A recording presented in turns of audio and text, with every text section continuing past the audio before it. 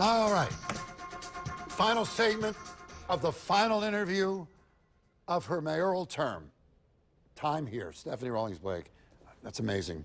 Whoever thought? Very final. No, it'll be all right. All right. We have, I mean, in fact, through the good times and the bad times, you have in fact become a national celebrity. You know that? You have been on Meet the Press for many, many times, several times on Meet the Press.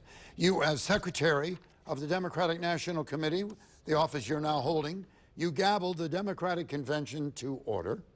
You were a contributor on ABC election night. So the question is, what's next for you? Is it something in television, which you absolutely could do? You could be an actress, a model. You could run for political office again.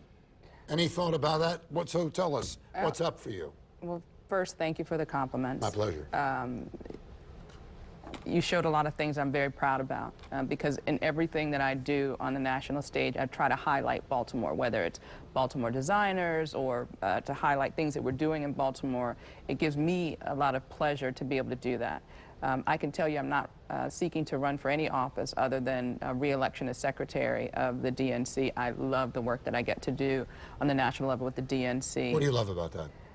I grew up in and around politics, so to get to spend time with people who are the ones in the trenches, to roll up their sleeves and knock on the doors and make sure that we're staying in contact with our the Democratic stronghold so we can do a better job moving our country forward.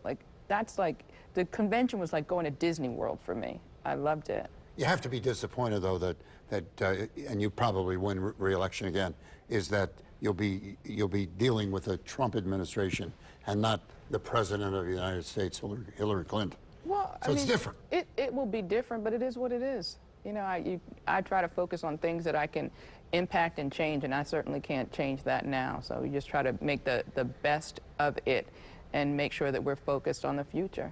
There are rumors around that you have, I don't know, been auditioning or interviewed by some of the TV networks. Is this correct?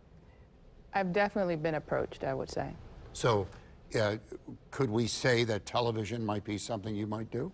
I'll say that I certainly enjoy it. I think being a mayor of a big city, to have gone through so much of the things that are really contemporary issues in the country right now, whether it's unrest or whether it's police reform and crime, all of these issues, as well as social welfare issues that we deal with in the city are really going to be on the national stage.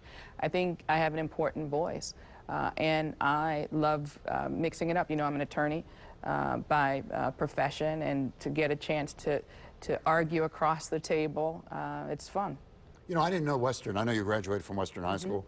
I didn't realize, and my mother did too, my late and wonderful mother, that it's the oldest all-girls school in the country.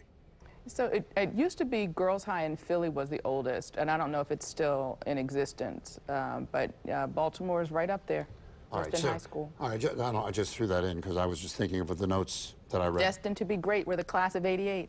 Class of '88? Yeah. I wasn't even born then. You're talking about 1888? Yeah. I heard you laughed. I read the Sun's interview with you that you were kind of happy when you got to the snow plows and all that. Oh my God, it was wonderful. Is that really a pain in the... Well, it's not that it's a pain. When you took office, we had back-to-back blizzards. It's not that it's a pain. It's just that it's like, you know, they say it's like eating an elephant. You know what I mean? It's like when the city is blanketed and everyone's trying to get out and people are leaving their cars all over the road so the trucks can't get through. I feel like I'm just going to be dancing in my pajamas. Right. Leave it to Catherine. Yeah. All right. So on Tuesday, what time, Anthony? Noon? 12 noon. 12 noon. Talking to Anthony McCarthy, who was going to be Catherine's executive person. What are you going to be? Communications. That's good. Anyway, and a regular on Square Off, of course, which led him to his great prominence. Career. But as Catherine takes the oath of office, and if she's watching today, she always does watch. What advice do you have to offer the next mayor of Baltimore? I'm really blessed that we have a great relationship. We meet a lot and talk a lot about ensuring that this transition is the best transition that the city has ever seen. I would tell her what I always do, which is, you know, to trust your gut and to use all of the skills that got you to this point to continue to move the city forward. I'm sorry. One question that I wanted to ask you. One of your objectives when you took your oath the second time is that you wanted 10,000 new families to come to Baltimore, and there have been a lot of people who've moved to the city, but not close to the 10,000 you wanted. Yeah, but I also am not close to the 10 years. I said it was 10,000 families over 10 years. So my hope is that Mayor-elect Pugh will continue to strive towards retaining people, people that live in our city, making sure they don't move away, and also work on continuing to work on attracting residents. We have so many great assets in the city and so many great things going for us. I don't think it's going to be a hard sell, so I hope that she continues that trajectory. Are you going to miss the power and the stature and all of that comes along with it? No. No.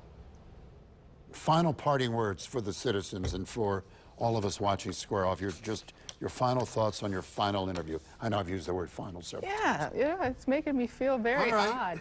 odd. I would just say, I have been blessed to have the opportunity to serve the city that I love for almost 21 years. I know that there are many people that get up and go to work every day and never for a minute get to make a difference in the city that they love, to do something that they feel passionate about. And I have been incredibly blessed, and I just want to say thank you. You're welcome. You're very welcome. I'm glad to have you.